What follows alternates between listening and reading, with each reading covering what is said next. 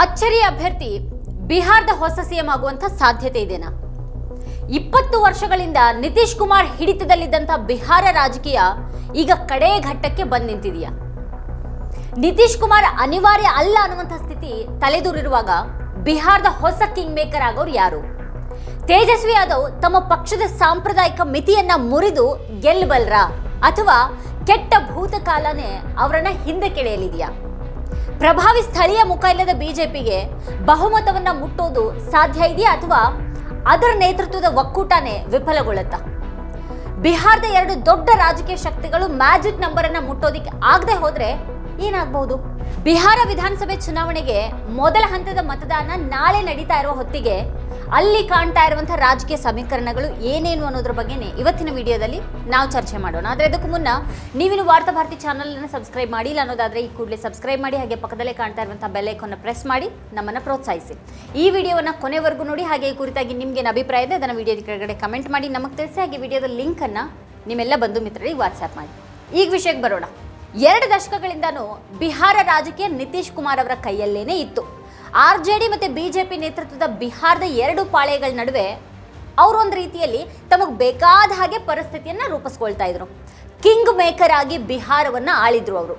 ಆದ್ರೆ 2025ರ ಚುನಾವಣೆ ವಿಭಿನ್ನವಾಗಿದೆ. ನಿತೀಶ್ ಕುಮಾರ್ ಇನ್ನು ಮುಂದೆ ಅನಿವಾರ್ಯ ಅಲ್ಲ ಅನ್ನುವಂತಹ ಸ್ಥಿತಿ ಅಲ್ಲಿ ತಲೆದೂರಿದೆ. ಯಾವುದೇ ಒಂದು ಪಕ್ಷ ಏಕಾಂಗಿಯಾಗಿ ಗೆಲ್ಲೋದಕ್ಕೂ ಕೂಡ ಸಾಧ್ಯ ಇಲ್ಲ ಅನ್ನೋದು ಬಿಹಾರದ ರಾಜಕೀಯದ ವಾಸ್ತವ. ಅದರ ಸಂಕೀರ್ಣ ಸಾಮಾಜಿಕ ಸನ್ನಿವೇಶನೇ ಇದಕ್ಕೆ ಕಾರಣ. ಮತ್ತೆ ಆ ಕಾರಣದಿಂದಾಗಿನೇ ನಿತೀಶ್ ಕುಮಾರ್ ತುಂಬಾನೇ ನಿರ್ಣಾಯಕರಾಗಿದ್ರು. ಆದರೂ ಕೂಡ ಈಗ ಅವ್ರದೇ ಸಾಂಪ್ರದಾಯಿಕ ಮಿತ್ರರು ಅವರಿಲ್ಲದೆ ಮುಂದುವರಿಯುವಂತ ಒಂದು ಸೂಚನೆಯನ್ನು ಕೊಟ್ಟಿವೆ. ಅವರು ಮತ್ತೆ ಮುಖ್ಯಮಂತ್ರಿ ಆಗೋದಿಲ್ಲ ಅಂತ ಆರ್ಜೆಡಿನೇ ಹೇಳ್ಬಿಟ್ಟಿದೆ. ಬಿಜೆಪಿ ತನ್ನದೇ ಆದಂಥ ಹೊಸ ನಾಯಕನನ್ನ ನಿರ್ಧಾರ ಮಾಡುವಂಥ ಸುಳಿವನ್ನ ಕೊಟ್ಟಿದೆ. ನಿತೀಶ್ ಕುಮಾರ್ ಅವ್ರದೇ ಪಕ್ಷ ಜೆಡಿಯು ಕೂಡ ಒಡಿತಾ ಇರೋ ಹಾಗೆ ತೋರ್ತಾ ಇದೆ. ಈಗ ಈ ಎಲ್ಲ ಬೆಳವಣಿಗೆಗಳು ಬಿಹಾರದ ಸಂಪೂರ್ಣ ಅಧಿಕಾರ ರಚನೆನೇ ಕುಸಿಯೋದಕ್ಕೆ ಕಾರಣ ಆಗಿವೆ. ಆದರೆ ಈಗ ಪ್ರಶ್ನೆ ಇರೋದೇನು ಅಂತ ಅಂದರೆ, ನಿತೀಶ್ ಕುಮಾರ್ ಮುಖ್ಯಮಂತ್ರಿ ಆಗ್ತಾರಾ ಅನ್ನೋದಲ್ಲ, ಬದಲಿಗೆ ಅವರಿಲ್ಲದ ಸನ್ನಿವೇಶದಲ್ಲಿ ಅವ್ರ ಜಾಗಕ್ಕೆ ಬರೋರು ಯಾರು ಅನ್ನೋದು. ಬಿಜೆಪಿ ಮತ್ತು ಆರ್ಜೆಡಿ ನೇತೃತ್ವದ ಒಕ್ಕೂಟಗಳಲ್ಲಿ ಯಾರಿಗೂ ಸರಳ ಬಹುಮತ ಸುಲಭ ಅಂತೂ ಆಗ್ಲಾರ್ದು. ಆದರೆ ಈ ಚುನಾವಣೆ ಅವೆರಡರ ನಡುವಿನ ಕದನ ಅನ್ನೋದಕ್ಕಿಂತನೂ ಭಿನ್ನವಾದ ಬೇರೆದೇ ಒಂದು ಆಯಾಮವನ್ನು ಹೊಂದಿರೋ ಹಾಗೆ ಕಾಣಿಸುತ್ತೆ. ಕೇವಲ 25ರಿಂದ 30 ಸ್ಥಾನಗಳನ್ನು ಗೆದ್ದಂಥ ಪಕ್ಷವೊಂದು ಹೊಸ ಕಿಂಗ್ ಮೇಕರ್ ಆಗಬಹುದು ಅನ್ನೋಂಥ ಸುಳಿವುಗಳಿವೆ. ಹಾಗೆ ಒಂದು ಕಡೆಗೆ ಆರ್ಜೆಡಿಯ ಮಹಾಗಠಬಂಧನನ್ನು ಮುನ್ನಡೆಸ್ತಾ ಇರುವಂಥ ತೇಜಸ್ವಿ ಯಾದವ್ ಜೋರಾಗಿನೇ ಪ್ರಚಾರದಲ್ಲಿ ತೊಡಗಿದ್ದಾರೆ. ದೊಡ್ಡ ಜನಸಮೂಹವನ್ನು ಅವರು ಸೆಳೀತಾ ಇದ್ದಾರೆ. ಅವರು ಕೊಡ್ತಾ ಇರುವಂಥ ಭರವಸೆಗಳು ಕೂಡ ದೊಡ್ಡದಾಗಿನೇ ಇವೆ. ಇಲ್ಲಿ ಮುಖ್ಯವಾಗಿ ಮಹಿಳೆಯರಿಗೆ ಅವ್ರು ಕೊಟ್ಟಿರುವಂಥ ಭರವಸೆ ದೊಡ್ಡ ಮತ ಬ್ಯಾಂಕನ್ನು ಸೆಳೆಯುವಂಥ ಗುರಿ ಹೊಂದಿದೆ. ಅವರು ತಮ್ಮನ್ನು ತಾವು ಸ್ಪಷ್ಟ ಪ್ರತಿಸ್ಪರ್ಧಿ ಅಂತ ಯಾವ ಅನುಮಾನಕ್ಕೂ ಕೂಡ ಎಡೆ ಇಲ್ಲದ ಹಾಗೆ ತೋರಿಸ್ಕೊಂಡಿದ್ದಾರೆ. ಆದರೆ ಇಲ್ಲಿ ಬಹುಶಃ ಅವರಿಗೆ ಅಡ್ಡಿಯಾಗಿರೋದು ಅವ್ರದೇ ಪಕ್ಷದ ಭೂತಕಾಲ. 2005ರಿಂದ ಬಿಹಾರದ ರಾಜಕೀಯದಲ್ಲಿ ಒಂದು ಬಗೆಯ ಸ್ಥಿರವಾದ ಟ್ರೆಂಡ್ ಕಾಣಿಸುತ್ತೆ. ಆರ್ಜೆಡಿಯ ಪ್ರಮುಖ ಮತ ಬ್ಯಾಂಕ್ ಅಸಾಧಾರಣವಾಗಿಯೇ ಇದ್ರೂ ಕೂಡ ಅದಕ್ಕೆ ಅದರದೇ ಆದಂಥ ಮಿತಿ ಕೂಡ ಇದೆ. ಅದು ಒಂದು 80ರಿಂದ 85 ಸ್ಥಾನಗಳನ್ನು ದಾಟಿ ಹೋಗಲಾರ್ದೇನೆ ಅಲ್ಲೇ ಹೆಣಗಾಡ್ತಾ ಇದೆ. ಅದರ ನಿಷ್ಠಾವಂತ ಬೆಂಬಲಿಗರು ಕೈ ಬಿಟ್ಟಿಲ್ಲ ಆದರೂ ಕೂಡ ಬಹುಮತಕ್ಕೆ ಅಗತ್ಯ ಇರುವಂತಹ 122 ಸ್ಥಾನಗಳ ಹತ್ತಿರ ಹೋಗೋದಕ್ಕೂ ಕೂಡ ಅದಕ್ಕೆ ಸಾಧ್ಯ ಆಗ್ತಾ ಇಲ್ಲ. ಹಾಗಾಗಿ ತೇಜಸ್ವಿ ಅವರ ಗೆಲುವಿನ ಹಾದಿ ಅವ್ರ ಪಕ್ಷದ ಬಲದ ಬದಲಾಗಿ ಮಿತ್ರ ಪಕ್ಷಗಳ ಬಲವನ್ನೇ ನೆಚ್ಕೊಂಡಿದೆ. ಹಾಗಿರುವಾಗ ಇಲ್ಲಿನ ಲೆಕ್ಕಾಚಾರ ಅಪಾಯಕಾರಿಯ ಕಾಣುತ್ತೆ. ಅವ್ರ ಗೆಲುವು ಕಾಂಗ್ರೆಸ್, ಎಡಪಕ್ಷಗಳು ಮತ್ತೆ ಮುಖೇಶ್ ಸಾಹ್ನಿ ಅವರ VIP ಏನು ಸಾಧನೆ ಮಾಡಲಿದೆ ಅನ್ನೋದ್ರ ಮೇಲೆ ನಿಂತಿದೆ. ಈಗ ಇದು ನಿಜವಾಗಿಯೂ ದೊಡ್ಡ ಸವಾಲಿನ ಆಗಿದೆ. ಎಡಪಕ್ಷಗಳು 2020ರಲ್ಲಿ ಇದ್ದಷ್ಟು ಪ್ರಬಲವಾಗಿವೆಯಾ? ವರ್ಷಗಳಿಂದನೂ ಕ್ಷೀಣಿಸಿರುವಂತಹ ಕಾಂಗ್ರೆಸ್ ಹೆಚ್ಚಿನ ಸ್ಥಾನಗಳನ್ನು ಗೆಲ್ಲಬಲ್ಲಂಥ ಸಾಮರ್ಥ್ಯವನ್ನು ಹೊಂದಿದೆಯಾ ಅನ್ನುವಂಥ ಪ್ರಶ್ನೆಗಳಿವೆ. ಈಗ ಇನ್ನು ಇದರ ನಡುವೆ ಮಹಾಗಠಬಂಧನ ಒಳಗೇನೆ ಒಡಕಿದೆ ಅನ್ನೋದು ಮತ್ತಷ್ಟು ದೊಡ್ಡ ಅಪಾಯ. ಇದು ಚುನಾವಣೆಯ ಮೊದಲ ಹಂತದಲ್ಲಿ ಮಹಾಗಠಬಂಧನ್ ಕನಿಷ್ಠ 7 ಸ್ಥಾನಗಳಲ್ಲಿ ಸ್ವತಃ ತನ್ನ ವಿರುದ್ಧ ತಾನೇ ಸ್ಪರ್ಧಿಯಾಗಿದೆ. ಆ ಕ್ಷೇತ್ರಗಳಲ್ಲಿ ಆರ್ಜೆಡಿ ಮತ್ತು ಕಾಂಗ್ರೆಸ್ ಅಥವಾ ಕಾಂಗ್ರೆಸ್ ಮತ್ತು CPIನಂತಹ ಪಾಲುದಾರ ಪಕ್ಷಗಳೇ ತಮ್ಮ ಅಭ್ಯರ್ಥಿಗಳನ್ನು ಬಹಿರಂಗವಾಗಿ ಕಣಕ್ಕಿಳಿಸಿವೆ. ಇದು ಮೈತ್ರಿಯೊಳಗೇನೆ ಪೈಪೋಟಿಯ ಒಂದು ಕೆಟ್ಟ ಗೊಂದಲಕ್ಕೆ ಎಡೆ ಮಾಡಿಕೊಟ್ಟಿದೆ. ಹಾಗೆ ಇನ್ನೊಂದು ಕಡೆಗೆ ಜಂಗಲ್ ರಾಜ್ ಅನ್ನುವಂಥ ಭಾರವನ್ನು ಕೂಡ ತೇಜಸ್ವಿ ಅವರು ಹೊರಬೇಕಾಗಿದೆ. ಅವ್ರು ಏನೇ ಹೇಳ್ತಾ ಹೋದರೂ ಕೂಡ ಬಿಜೆಪಿ ಹಿಂದಿನಿಂದಾನೇ ಜಂಗಲ್ ರಾಜ ಭೀತಿಯನ್ನು ಬಿತ್ತುತ್ತಾ ಬೆನ್ನಡ್ತಾ ಇದೆ. ಇನ್ನು ಬಿಜೆಪಿ ನೇತೃತ್ವದ NDA ರಾಷ್ಟ್ರೀಯವಾಗಿ ಪ್ರಬಲವಾಗಿದ್ದರೂ ಕೂಡ ಬಿಹಾರದಲ್ಲಿ ಅದು ಬಲವಾಗಿಲ್ಲ. ಅದರಲ್ಲೂ ಸ್ವತಃ ಬಿಜೆಪಿ ಮುಖ್ಯ ಪಾಲುದಾರ ಪಕ್ಷವಾಗಿ ಆರ್ಜೆಡಿ ಅಂತೇನೆ ತನ್ನ ಮಿತ್ರ ಪಕ್ಷಗಳ ಮೇಲೇನೆ ಸಂಪೂರ್ಣವಾಗಿ ಅವಲಂಬಿತವಾಗಿದೆ. ಹಾಗೆ ಈ ಮಿತ್ರರಲ್ಲಿ ಜಿತಿನ್ ರಾಮ್ ಮಾಂझಿ, ಉಪೇಂದ್ರ ಕುಶ್ವಾ ಮತ್ತೆ ಚಿರಾಗ್ ಪಾಸ್ವಾನ್ ಇದ್ದಾರೆ. ಅವರು ಪ್ರಮುಖ ಸಾಮಾಜಿಕ ವಲಯಗಳನ್ನು ಪ್ರತಿನಿಧಿಸ್ತಾ ಇದ್ರು ಕೂಡ ದೊಡ್ಡ ಪ್ರಮಾಣದಲ್ಲಿ ಮತಗಳನ್ನು ತರುವಂತಹ ಅವ್ರ ಸಾಮರ್ಥ್ಯ ಚರ್ಚೆ ವಿಷಯವಾಗಿಯೇ ಉಳ್ಕೊಂಡಿದೆ. ಚಿರಾಗ್ ಪಾಸ್ವಾನ್ ಕಳೆದ ಚುನಾವಣೆಯಲ್ಲಿ ಏಕಾಂಗಿಯಾಗಿ ಹೋರಾಡಿ ಒಂದು ಸ್ಥಾನವನ್ನು ಮಾತ್ರನೇ ಗೆದ್ರು. ಅವರೆಲ್ಲರನ್ನ ಒಟ್ಟುಗೂಡಿಸೋ ಮೂಲಕ ಹೆಚ್ಚಿನ ಸ್ಥಾನಗಳನ್ನು ಗೆಲ್ಲಬಹುದು ಅನ್ನೋಂಥ ಬಿಜೆಪಿ ಲೆಕ್ಕಾಚಾರ ಅಷ್ಟು ಗಟ್ಟಿಯಾದ ಹಾಗಿಲ್ಲ. ಇನ್ನು ತೇಜಸ್ವಿ ಉದ್ಯೋಗದಂಥ ನಿರ್ದಿಷ್ಟ ಭರವಸೆಗಳನ್ನು ನೀಡ್ತಾ ಇರುವಾಗ NDA ಪ್ರಚಾರ ಬಿಹಾರದ ಪಾಲಿಗೆ ಅಷ್ಟು ಭರವಸೆದಾಯಕವಾಗಿಲ್ಲ. ನಾವು RJD ಅಲ್ಲ ಅನ್ನುವಂಥ ಅದರ ಘೋಷಣೆ ಏನು ಫಲ ಕೊಡಬಹುದು ಅನ್ನೋದು ಸ್ಪಷ್ಟ ಇಲ್ಲ. ಇನ್ನು NDA ಒಳಗಿನ ಆತಂಕದ ಲಕ್ಷಣಗಳು ಕೂಡ ಬಹಿರಂಗಗೊಂಡಿವೆ.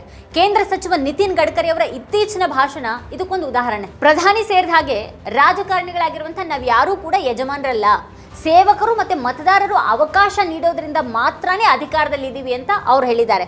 ಇದರೊಂದಿಗೆ ಮತದಾರರೇ ಅಂತಿಮ ಅನ್ನೋದನ್ನು ಅವರು ಒಪ್ಕೊಂಡಂಗಾಯಿತು. ಇನ್ನು ಪರಸ್ಪರ ಎದುರಾಳಿಗಳಾಗಿರುವಂಥ ಎರಡು ಒಕ್ಕೂಟಗಳು ಸ್ವತಃ ಶಕ್ತಿಶಾಲಿಗಳಾಗಿದ್ರೂ ಕೂಡ ಎರಡರೊಳಗೂ ಸಾಕಷ್ಟು ದೋಷಗಳು ಕೂಡ ಇವೆ. ಎರಡು ಬಹುಮತದ ಕೊರತೆಯನ್ನು ಎದುರಿಸುವಂಥ ಸ್ಥಿತಿ ಇರುವಾಗ ಮ್ಯಾಜಿಕ್ ನಂಬರ್ ಮುಟ್ಟೋದಕ್ಕೆ ಸಣ್ಣ ಪಾಲುದಾರ ಪಕ್ಷಗಳ ಅನಿವಾರ್ಯತೆ ಅಂತೂ ಇದ್ದೇ ಇದೆ. ಇನ್ನು ಈ ನಡುವೆ ಪ್ರಶಾಂತ್ ಕಿಶೋರ್ ಅವರ ಜನ್ ಸುರಾಜ್ ಪಕ್ಷದ ಆಟ ಏನಿರಲಿದೆ ಅನ್ನೋದು ಮತ್ತೊಂದು ಪ್ರಶ್ನೆ. ಪ್ರಶಾಂತ್ ಕಿಶೋರ್ ಸ್ವತಃ ಚುನಾವಣೆಯಲ್ಲಿ ಸ್ಪರ್ಧೆ ಮಾಡ್ತಾ ಇಲ್ಲ. ಹಾಗೆ ಇದೇ ಹೊತ್ತಿನಲ್ಲಿ ಅವ್ರ ಅಭ್ಯರ್ಥಿಗಳು ರಾಜಕೀಯದಲ್ಲಿ ಪ್ರಭಾವಿಗಳಲ್ಲ, ಹೆಚ್ಚಿನವರು ಹೊಸಬ್ರೇ ಆಗಿದ್ದಾರೆ. ಅವ್ರ ಬಗ್ಗೆ ಜನರಿಗೂ ಕೂಡ ಅಷ್ಟೊಂದು ಗೊತ್ತಿಲ್ಲ. ಅವ್ರ ಪ್ರಚಾರ ಕೂಡ ಬೃಹತ್ ರ್ಯಾಲಿಗಳ ಮೂಲಕ ನಡೀತಾ ಇಲ್ಲ, ಬದಲಾಗಿ ರಾಜ್ಯದ ಹಳ್ಳಿಗಳಲ್ಲಿ ಹಾದು ಹೋಗುವಂಥ ಪಾದಯಾತ್ರೆಯ ಮೂಲಕ ನಡೀತಾ ಇದೆ. RJD ಇನ್ನೂ ಸಾಮಾಜಿಕ ನ್ಯಾಯ ಮತ್ತೆ ಹಿಂದಿನ ರಾಜಕೀಯದಲ್ಲಿ ಸಿಲುಕಾಕೊಂಡಿರುವಾಗ, ಬಿಜೆಪಿ ರಾಷ್ಟ್ರೀಯ ನಾಯಕತ್ವ ಮತ್ತೆ RJD ವಿರೋಧಿ ಭಾವನೆಯ ಮೇಲೆ ಹೊರಟಿರುವಾಗ ಪ್ರಶಾಂತ್ ಕಿಶೋರ್ ಸಂಪೂರ್ಣವಾಗಿ ಬೇರೆದೇ ವಿಷಯವನ್ನು ಇಲ್ಲಿ ಎತ್ತುತ್ತಾ ಇದ್ದಾರೆ. ಅವರು ಆಡಳಿತ, ವ್ಯವಸ್ಥಿತ ಭ್ರಷ್ಟಾಚಾರ, ಆರ್ಥಿಕ ಅಭಿವೃದ್ಧಿ ಮತ್ತು ಉದ್ಯೋಗದ ಮೇಲೆ ಹೆಚ್ಚು ಫೋಕಸ್ ಮಾಡಿದ್ದಾರೆ. ಅವರು ನಿತೀಶ್ ಕುಮಾರ್ ಅವರ 2 ದಶಕಗಳನ್ನು ಟಾರ್ಗೆಟ್ ಮಾಡಿದ್ದಾರೆ. ಬಿಹಾರದ ವೈಫಲ್ಯಗಳ ಬಗ್ಗೆ ಡೇಟಾ ಸಹಿತ ಸತ್ಯಕಥೆಗಳನ್ನು ಬಿಚ್ಚಿಡ್ತಾ ಇದ್ದಾರೆ. ಅವ್ರ ದೊಡ್ಡ ಶಕ್ತಿ ಏನು ಅಂತ ಅಂದರೆ ಅವ್ರ ಮೇಲೆ ಯಾವುದೇ ಹಳೆಯ ಭಾರ ಇಲ್ಲ ಅನ್ನೋದು. ಅವ್ರ ವಿರುದ್ಧ ಯಾರೂ ಕೂಡ ಜಂಗಲ್ ರಾಜ್ ಅಸ್ತ್ರವನ್ನು ಪ್ರಯೋಗಿಸೋದಕ್ಕೆ ಸಾಧ್ಯ ಇಲ್ಲ. ಈಗಿನ ವೈಫಲ್ಯಗಳಿಗೂ ಅವ್ರು ಜವಾಬ್ದಾರರಲ್ಲ. ಅವರು ಕ್ಲೀನ್ ಸ್ಲೇಟನ್ನು ನೀಡ್ತಾ ಇದ್ದಾರೆ. ಜಾತಿ ಮತ್ತು ಕೋಮು ಸಮೀಕರಣಗಳನ್ನು ಮೀರಿದಂಥ ಬೇರೆದೇ ದಾರಿಯಲ್ಲಿ ಅವರು ಹೊರಟಿದ್ದಾರೆ. ಇದು ಕೆಲಸ ಮಾಡಬಹುದು ಅನ್ನೋದಕ್ಕೆ ಪುರಾವೆಗಳಿವೆ. ಅವರ ರ್ಯಾಲಿಗಳು ಮತ್ತು ರೋಡ್ ಶೋಗಳು ತೇಜಸ್ವಿ ಯಾದವ್ ಅವರ ಹಾಗೇನೆ ಜನರನ್ನು ಸೆಳೀತಾ ಇರೋ ಬಗ್ಗೆ ಹೇಳಲಾಗುತ್ತೆ. ಹಾಗೆ JDU ದುರ್ಬಲಗೊಳ್ತಾ ಇರುವಾಗ 25ರಿಂದ 30 ಸ್ಥಾನಗಳನ್ನು ಕೊಡಬಲ್ಲಂಥ ಮತದಾರರು ಎಲ್ಲಿಗೆ ಹೋಗ್ತಾರೆ? ಎಡಪಂಥೀಯರು ಅಥವಾ ಸಣ್ಣ ವಿಫಲ ಪಕ್ಷಗಳ ಬಗ್ಗೆ ಭ್ರಮನಿರಸಗೊಂಡ ಮತದಾರರು ಯಾವ ದಿಕ್ಕಿಗೆ ತಿರುಗ್ತಾರೆ? ಈ 40ರಿಂದ 50ರಷ್ಟು ಸ್ಥಾನಗಳು ಚುನಾವಣೆಯ ನಿಜವಾದ ಕದನ ಕಣವಾಗಿವೆ. ಮತ್ತೆ ಪ್ರಶಾಂತ್ ಅವುಗಳ ಮೇಲೇನೆ ಕಣ್ಣಿಟ್ಟಿರುವಾಗ 2 ಪ್ರಬಲ ಶಕ್ತಿಗಳಿಗೆ ಸಂಕೀರ್ಣ ಮತ್ತೆ ಅಪಾಯಕಾರಿ ಸನ್ನಿವೇಶ ಎದುರಾಗ್ತಾ ಇದೆ. ಬಿಹಾರದ 17% ಮುಸ್ಲಿಮರು ಬಿಜೆಪಿ ವಿರೋಧಿ ಮತದಾರರಾಗಿದ್ದಾರೆ ಅನ್ನುವಂಥ ನಂಬಿಕೆ ಇದೆ. ಅವ್ರ ಮತಗಳು ಮಹಾಗಠಬಂಧನ್ಗೆನೇ ಹೋಗುತ್ತವೆ ಅಂತ ನಿರೀಕ್ಷೆ ಮಾಡಲಾಗುತ್ತೆ. ಆದರೆ ಈ ಚುನಾವಣೆಯಲ್ಲೂ ಕೂಡ ಹಾಗೇನೇ ಆಗಲಿದೆಯಾ ಅನ್ನುವಂಥ ಪ್ರಶ್ನೆ ಇದೆ. ಯಾಕಂದರೆ 2020ರ ಡೇಟಾವನ್ನು ನೋಡಿದ್ರೆ ಈ ಊಹೆ ದೋಷಪೂರಿತ ಅನ್ನೋದು ಗೊತ್ತಾಗುತ್ತೆ. ಅಂದರೆ ಗಮನಾರ್ಹ ಮುಸ್ಲಿಂ ಸಂಖ್ಯೆಯನ್ನು ಹೊಂದಿರುವಂಥ 53 ಸ್ಥಾನಗಳಲ್ಲಿ NDA ಆ ಸಲ 36 ಸ್ಥಾನಗಳನ್ನು ಗೆದ್ದಿತು. ಹಾಗೆ ಬಿಜೆಪಿ ಧ್ರುವೀಕರಣಗೊಳಿಸುವ ಮೂಲಕ ಮುಸ್ಲಿಂ ಮತಗಳ ಒಗ್ಗೂಡುವಿಕೆಗೆ ವಿರುದ್ಧವಾಗಿ ಹಿಂದೂ ಮತಗಳನ್ನು ಪಡೆದು ಅಂಥ ಗೆಲುವನ್ನು ಸಾಧಿಸಿತು. ಹಾಗೆ ಈ ಸಲ ಆ ಬಿಜೆಪಿ ವಿರೋಧಿ ಮತಗಳು ವಿಭಜನೆಯಾಗುವಂಥ ಅಪಾಯ ಇದೆ. AIMIM ಮತ್ತು ಪ್ರಶಾಂತ್ ಕಿಶೋರ್ ಅವರ ಜನ್ ಸುರಾಜ್ ಪಕ್ಷ ಅವೇ ಪ್ರದೇಶಗಳಲ್ಲಿ ಹೆಚ್ಚಿನ ಮುಸ್ಲಿಂ ಅಭ್ಯರ್ಥಿಗಳನ್ನು ಕಣಕ್ಕಿಳಿಸಿವೆ. ಬಿಜೆಪಿಯನ್ನು ಸೋಲಿಸೋದಕ್ಕೆ ಬಯಸುವಂಥ ಮತದಾರನಿಗೆ ಈ ಹಿಂದೆ RJD ಅಥವಾ ಕಾಂಗ್ರೆಸ್ ನಡುವೆ ಮಾತ್ರನೇ ಆಯ್ಕೆ ಇತ್ತು. ಈಗ 3 ಅಥವಾ 4 ಅಲ್ಪಸಂಖ್ಯಾತ ಪರ ಆಯ್ಕೆಗಳಿವೆ ಅವರಿಗೆ.